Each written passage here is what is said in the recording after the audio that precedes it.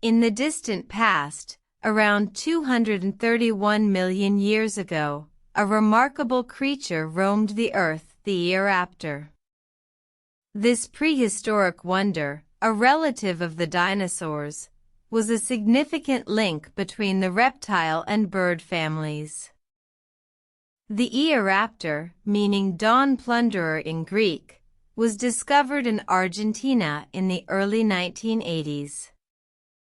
It was around 2.5 feet long and weighed about 11 pounds.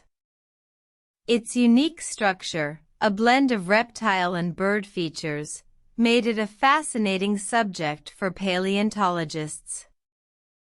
The Eoraptor inhabited the dense, lush forests of the Triassic period.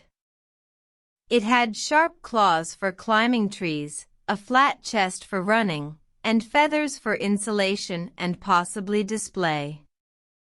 Its diet consisted mainly of small mammals, insects, and possibly even other reptiles.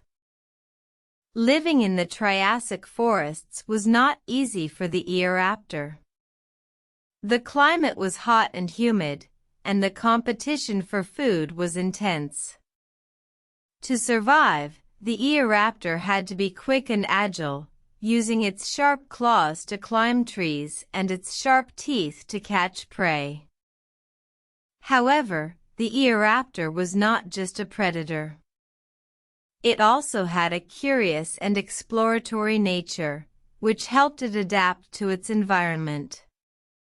Its sense of smell was highly developed, allowing it to locate food and potential threats. Its feathers, while not for flight, may have been used for communication or display. The Eoraptor's adaptation to its environment played a crucial role in the evolution of modern birds.